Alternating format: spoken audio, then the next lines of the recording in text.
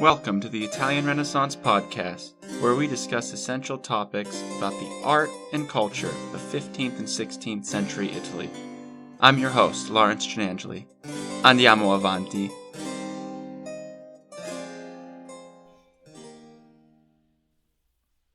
So I finally got an intro. Did you guys like it? I want to say I'm well aware the harpsichord use in that intro is very Baroque rather than Renaissance, but I think it's important to know that harpsichords were instruments used during the Renaissance period, but I'm not really the expert by any stretch of the imagination in Renaissance music. The only thing I know about is Palestrina, and I can't actually tell you anything interesting about that. So, anyway, andiamo avanti, it means forward, right? Let's move forward, and we have a lot of really interesting stuff to talk about today. Since in the last episode we discussed painting in a more general sense, for this episode on sculpture, I wanted to use one specific artist and one specific sculpture. Does anyone else do that? I do that all the time. Sculpture. I can't seem to get that right, even though I talk about this stuff all the time. Using one specific sculpture and sculptor, Donatello, to emphasize how sculpture changed in the Renaissance and how it was pioneered, and particularly what made it special. And maybe not special. Special is probably not the word. What made it different or unique, or how it was innovative. Now, the work I'm talking about is none other than his famous Bronze David, the first freestanding sculpture in the round nude since antiquity. I want to talk about this sculpture in a way that I would maybe talk about any piece of art when doing scholarly research. I'd like to look at the artist's background, meaning a brief, and I mean very brief biography for you guys. And then I'd like to consider the sources around the work. Mostly everything that I'm speaking on comes from a contemporary scholarly source or book or article or something of the sort. And also looking at writings from his period. We're going to talk about a really important figure named Giorgio Vasari, right? And also, most importantly, is the visual analysis. Just looking at the sculpture, which I urge you guys to of course, have this image on hand, to look it up on your phone while you listen, get an idea of it in your head so we can look over the details of it together. Try to keep in mind that Donatello did indeed do more than one David. He has a very important sculpture made in marble, his marble David. We're talking today about his bronze David from the middle of the 1400s, the Quattrocento, but its date isn't certain, so we're in between the 1440s and 1460 as to when the work was actually completed. So when you're doing your search to find the work, make sure it's Donatello Bronze David. So Donatello is one of the most important and prominent artists of the early Renaissance. His full name, it's a bit of a mouthful, is going to be Donato di Niccolò di Betto Bardi, but we'll just call him Donatello because everyone else does, and that's a bit of a mess of a name, politely. Okay, he was born in Florence around 1380.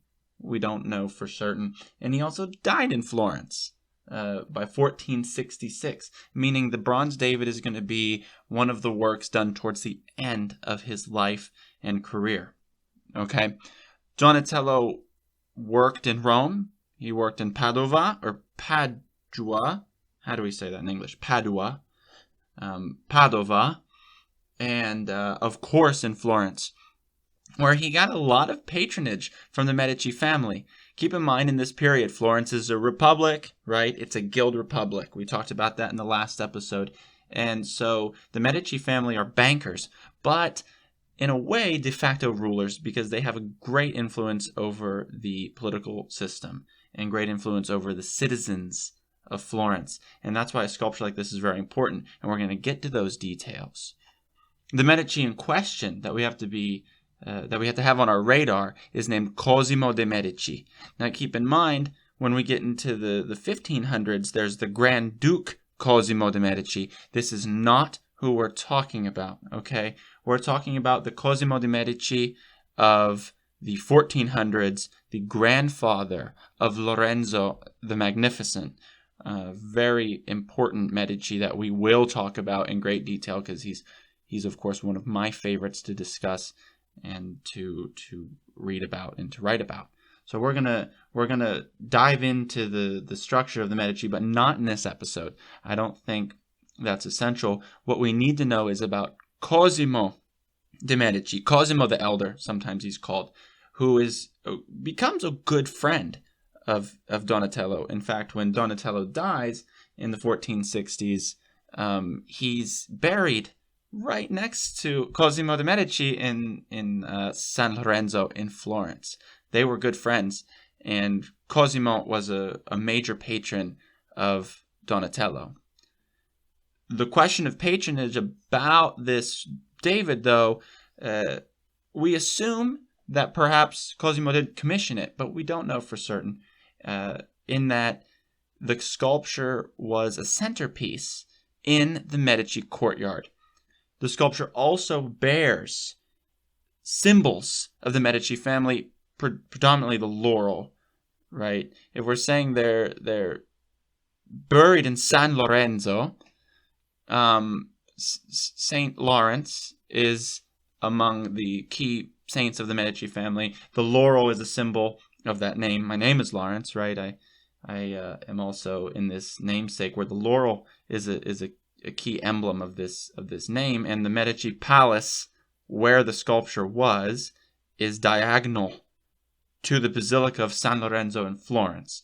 So these are symbols to the Medici, and the vast majority of commissioned works by the Medici family following this period will have the laurel worked into it somehow to mark the patrons of the work. Okay, but we don't know for sure. There's no documentation that Cosimo de' Medici commissioned this work. Now, while in Florence, Donatello worked in the workshop of who was probably the most renowned bronze sculptor, here we go again, bronze sculptor of the period, Lorenzo Ghiberti. Right, Ghiberti is one of these chief pioneers of what's called the International Gothic style in sculpture, and that's not too essential to our point today, except I think maybe there's traces of it in the Bronze David. We can't call it entirely like ancient in style, right? It's not specifically like a Roman or Etruscan sculpture, right? It's a sculpture of the 1400s. So what influences bear on it? Probably Lorenzo Ghiberti's International Gothic style. We'll look at that as well. And I think Ghiberti is a good topic for a future conversation about Brunelleschi and some of the key players of the 1400s in Florence. What's important to know now is that he was among the best sculptors of bronze in Florence, and that Donatello learned in his workshop. Now, in the Quattrocento, it was extremely common to depict biblical scenes. So the David that we're looking at here is none other than the son of Jesse, the David who slays the giant Goliath. And if you look at the sculpture, he is standing on a head, right? That is the head of Goliath. This story comes from the first book of Samuel, chapter 17. Okay, the David is nude. This is quite remarkable. As I've said, it's the first freestanding full nude since antiquity. And remember, we talked about what Renaissance means, the rebirth of classical antiquity. Donatello is doing a nude sculpture not only in reference to ancient sculpture, to classical sculpture, Roman, Greek, or even Etruscan, which we didn't talk about in too much detail, but also the biblical verse that indicates that in the book of Samuel, that Saul gives his armor and sword to David, who is only a shepherd. And when David goes to approach the Goliath, he can't really move in the armor, so he takes it off Donatello is interpreting this, that he takes off everything and even his clothing, which probably isn't what the Bible is indicating here. But in reference to this more ancient art form, Donatello very intentionally makes David nude. I'm going to read a passage from the Bible here that explains his appearance a bit. I'm working from the New Oxford Annotated Bible, right? And this is 1 Samuel chapter 17. I'm on line 42. And it says, "When the Philistine looked and saw David, he disdained him, for he was only a youth, ruddy and handsome in appearance." Just a side note, I am not by any means a religious person, but I do recommend that anyone studying or who has general interest in Renaissance art, you should own a Bible, because it really helps to know what a lot of these artists are referencing, even though sometimes they're apocryphal stories or saints' lives, things that aren't in the Bible. But to be able to look and read over what an image might be depicting can help you understand it better. However, we can see that Donatello is depicting this ruddy, handsome youth. The body of this David does not depict a fully grown man. That's just the reality. He is the youngest son of Jesse. He is, I would say, a pubescent boy, I suppose. I don't know. It's kind of awkward to try to identify that with the sculpture, but that is the reality of it. And there is additionally an erotic sense to it. This is not, in this period, a standard image of David. It is sensual. It is even provocative or crude, this type of nudity, which is not always well received by Renaissance audiences. David looks both triumphant and exhausted, that handsome face. And in one of his hands he holds a sword and he tiredly sticks it into the ground. Now this comes from the biblical source, right? David, of course, throws a stone, a slingshot. He uses a slingshot and he hits Goliath in the head with a stone. But he didn't approach him with a sword. He, of course, grabs Goliath's sword. I have the Bible here. It says, "Then David ran and stood over the Philistine. He grasped his sword, drew it out of its sheath, and killed him. Then he cut off his head with it." Isn't that cool? So here in Donatello's bronze, David has already done that. He has cut off his head. He's put his foot triumphantly on the head. And note he's wearing a sandal. Okay? I've got something to say about that sandal. But the sword goes into the ground, and he kind of slumps. What about that sandal? What's it doing? I always find it to be troubling. Why is he wearing a helmet, a laurel kind of wreath on his helmet, and a sandal? And the way he's standing, the feathers on the helmet of Goliath press up against his leg, right? And that feather is cutting a strong diagonal, interrupting the space in between David's legs, right? And we have to keep in mind, in the Renaissance, composition is everything. These artists are very deliberately using devices like this to direct the viewer's eye. You are meant to engage with this sharp diagonal. It's got a little bit of a bend to it. Maybe it's not so sharp, but this diagonal line that trickles up his leg and brings you right to his midsection. Donatello is asking you to engage with the sensuality of this young, handsome, triumphant male figure. And that's not all.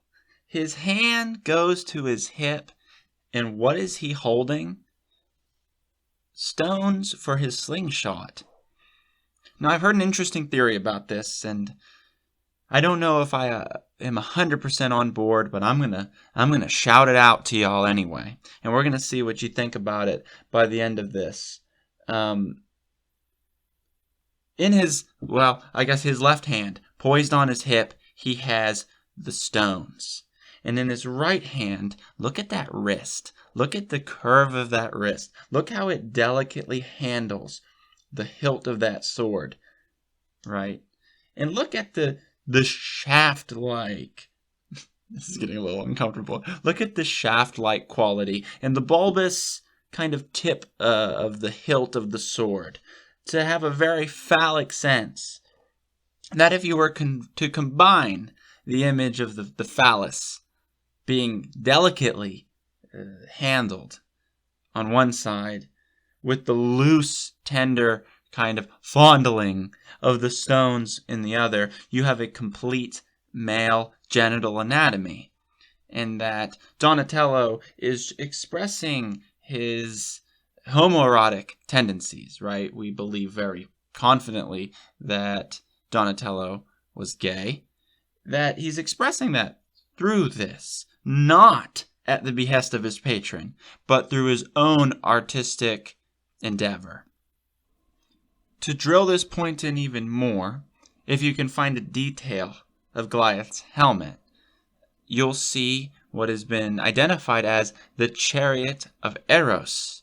Eros being another word for Cupid, or the deity of erotic love, Eros, right? What is this doing on Goliath's helmet? Beautiful people, the plot is thickening. As we discussed, Plato was making a resurgence in Florence in this period, and it can be argued that Donatello was referencing a work by Plato called the Symposium. We can read this in this sculpture in two different ways. One, which links to what we've been talking about, the Symposium comes to the conclusion that the premier, or the most heightened form of Eros, is between an older man and a younger man. Right? This is the Greek love. So this reinforces the homoerotic elements of this sculpture, right? This reinforces what Donatello was trying to demonstrate through the resurgence of Platonic thought in Florentine culture in the period.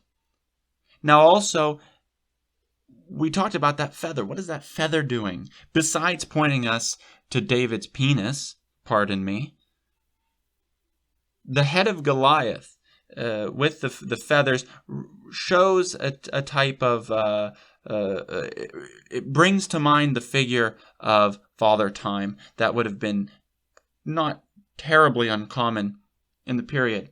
And this is showing the triumph of love over time and death. And I think it can be a bit of both, right?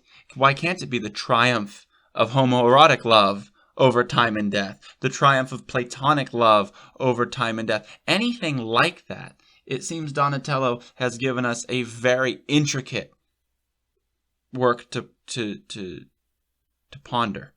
That this isn't in fact David, but it's Eros. That this isn't Goliath, but rather Time, Father Time, beheaded by the sigil of erotic love. Isn't that cool? This sculpture's in a museum in Florence called the Bargello. And I'm going to get to how it moved around, but I want to tell a really funny story. I was in the Bargello with students. I was in front of this sculpture. I was telling them everything that I've just told you. It's a little bit easier when you're standing in front of the sculpture because then you can point to things. And it's a very accessible sculpture. People tend to be very annoying in museums. That's my line of thought. Because they think they own the space. And they can just step in front of you, bump you out of the way. Well, I'll never forget this lummox of a man who had probably read a Wikipedia article or something of the sort on this sculpture, or Rick Steves' Florence travel guide that probably had a 3-second blurb about Donatello's David. I don't know. I don't know. But he walked up with one person with his teeth out. You know that? The people who kind of, with their teeth out. They give you a bad impression. And I'll never forget, he says, the first thing he says, he goes, "This is Donatello's David. Just look at that homoerotic feather." That's what he said. I'm here to tell you guys, don't say that. Feathers are not homoerotic, right? There's something, a feather pointing to genitals can be erotic, but it's only homoerotic if you have the other elements to this sculpture. If I knew that man's name, I would advise against taking any Florence tours from him. So, we have a David and Goliath, or a triumph of love over time and death. Probably both, right? That's why studying these types of works is so fun, because there's so many layers to it. For my students in the room, one really important term to take from this is contrapposto, counterpoise. This is a sculpture in contrapposto. And once you know this word, and once you know what it means, you'll notice that almost every single sculpture from antiquity and from the Renaissance is in contrapposto, that counterpoise. That is where the knee locks forward, the hip shoots back, one leg is straight. If you look around the world, you'll notice that people just stand like that. People don't stand straight or stiff. They always pop their hip back. One knee bends. They might stand on their toes. They might stand flat-footed. But this David is in contrapposto. Look at the Apollo Belvedere in the Vatican, that ancient sculpture. Look at Michelangelo's David. Look at any sculpture that comes to mind. The previous David by Donatello. Contrapposto is what we're talking about when we reference that slight step forward, that slight suggestion of both motion and rest. Just depends on how you look at the sculpture, right? This contrapposto happens to have the head of Goliath underneath his foot. Not terribly atypical. This comes back to our discussion of realism and naturalism. Even in sculpture, this isn't exclusive to painting. We want our figures in the Renaissance to start to look more naturalistic. People do not stand straight up, but rather with their hips locked, with their knees bent, right? So Donatello is achieving that in this sculpture. As I said, it's currently in the Bargello Museum in Florence, but it was, and I mentioned this earlier, in the courtyard of the Medici Palace. Why is this important? You can see the courtyard from the street. Even in the Renaissance period, you could see the courtyard from the street. Folks, I'm going to add another layer of interpretation to this figure. Whether or not the Medici commissioned the work, it was in their courtyard. They wanted a David and Goliath. A David triumphant over Goliath in their courtyard. Why? Right? Art is propaganda. Art shows people how you want them to interpret you if you commissioned the work, especially in the Renaissance. So my belief, many beliefs, is that Cosimo de' Medici, should he have commissioned, if in any case he put the sculpture in his courtyard, he wanted to show the people of Florence, like David, who overthrew the giant of the Philistine ranks. The Medici family stands against tyranny. That the Medici family stands in favor of the people. In this light, we have to ignore or overlook or bypass the Triumph of Eros over time angle, because while it was in the Medici courtyard, there was an inscription on it.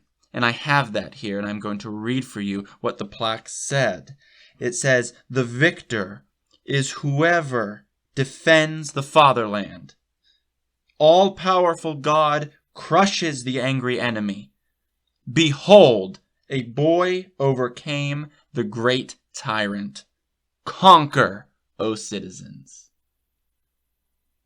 This sculpture stood in that courtyard as a symbol of Medici support of the Florentine citizen through the reign of Cosimo de' Medici. I say reign as if they actually ruled, but they did, but they didn't have, it wasn't a monarchy. Through the reign of the bank, I suppose, of Cosimo de' Medici, through the reign of the bank of his son Piero the Gouty, Lorenzo the Magnificent's father, and through the period of Lorenzo the Magnificent. After the Magnificent dies and the Medici are expelled from Florence in the 1490s, the Donatello's Bronze David is moved from the courtyard to the square of the Palazzo Vecchio, or the Piazza della Signoria, which is where the Republic meets, like the political building, as a symbol of the Republic's overthrow of the tyrannical Medici. Isn't that ironic? I think it's very ironic. After that, of course, it arrives in the Bargello Museum, where it still is today. I don't know, actually, if we have a record of when that transition happened. It had to be where the David of Donatello is where the replica of Michelangelo's David is today. So I think it would have been replaced by the original David by Michelangelo. And then when the Bargello switched from being a prison to the museum that it is today, it must have arrived there at some point. However, a lot of what we know today comes from contemporary sources. And we haven't talked about a prominent figure from the Cinquecento, from the 1500s, Giorgio Vasari. Vasari was a writer, a painter. I think he did everything. I think he was an architect. He worked for the Medici when they returned after their expulsion. And he is known, write this down for your art history exam, he is known as the first art historian. We got two major firsts in this episode, right? The first sculpture in the round in the nude since antiquity, and the first art historian. Vasari spent a large portion of his time compiling the lives of the artists of his period and before. So the book that I'm referencing is called The Lives of the Artists, and he wrote this in the 1500s with contemporary accounts of a lot of figures. I don't think he knew anyone who knew Donatello, which is why we have very weird records of Donatello. For example, the very start of his chapter on Donatello indicates that he was born in the year 1303, but that's not right. However, he does a cataloging of their works, and he writes about patronage, and he writes about the impact of their works. So I have an excerpt here that talks about his influence as a sculptor, Donatello's influence as a sculptor in his period, his relationship to Cosimo de' Medici, who would have been admired and loved when the Medici were still of prominence in Florence. Of course, they do get expelled, as I said, but there's a period where they are greatly admired. And, of course, how this relates to our idea of Renaissance and the relationship to antiquity. I'm going to read this from Vasari's Lives of the Artist Donatello. He says, quote, "In short, Donatello was such an artist and so admirable in his every deed that he can be said to have been one of the first among the moderns to render illustrious the art of sculpture and good design by his practice, good judgment, and knowledge. And he deserves even more praise, since in his times the remains of antiquities had not yet been unearthed and seen, except for columns, short pillars marking tombs, and triumphal arches. And it was primarily Donatello who awakened in Cosimo de' Medici the desire to bring such antiquities to Florence, which were and still are in the Medici Palace, all of which were restored by Donatello. Donatello was very generous, kind, and gracious, and more attentive to his friends than he was to himself. That is from The Lives of the Artist, Giorgio Vasari. I will be referencing this book many times moving forward, depending on which artist we're talking about. It is the closest account that we can get to artists from this period, even though some of it is a little grandiose, some of it is inflated. But here, Vasari is giving credit to Donatello for what we talked about in the first episode, the Medici family bringing back from the East, from the fall of Constantinople, this rise of Greek culture, of ancient text, and in this circumstance, ancient art from probably not Constantinople, but Rome, in the surrounding areas and areas that were considered ancient Roman. That Donatello awakened this in Cosimo de' Medici, that they were able to bond over this fondness for antiquities, and that is how this became a popular mode in the Renaissance. For those of you who are going to listen to this and then go buy a translation of Giorgio Vasari's Lives of the Artists, or if you can read it in Italian, all the better, keep in mind that reading and interpreting Vasari is a difficult process because he is not always telling the truth. And when you get this book, and I do recommend it, I really recommend it, when you start reading some of these stories about these artists, you think, how could he possibly know that?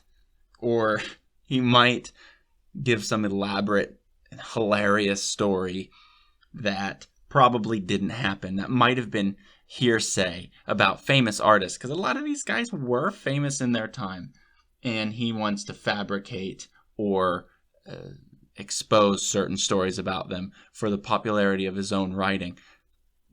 That makes these books very entertaining, but not always a go-to source for accurate information in your art historical study. So to conclude, what does looking at this sculpture teach us about general modes of Renaissance sculpture, right? We're talking life-size or larger nude figures. We're talking contrapposto, right? Don't you ever forget that when we're talking about sculpture. Contrapposto.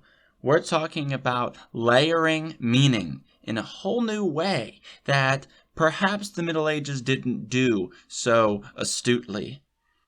With, is this David and Goliath? Is this love and eros? Is it homoerotic? Is it pagan by the period's definition? But it's all of those things at once. That's what makes it such a prominent piece. That's what makes it the work of Donatello, even though, he really has a large opus to draw from, and perhaps we'll talk about those things later. So we're reconciling antiquity with their contemporary attitudes, and this sculpture shows that. It also shows the device of the artist. Donatello is one of the first to start to integrate his own attitudes, his own thoughts, apart from the patronage. We talked about the painting contracts, how specific they were, but things are changing. Agency is given to the artist, art for art's sake. Remember, we talked about that didn't exist. We're starting to see that surface here.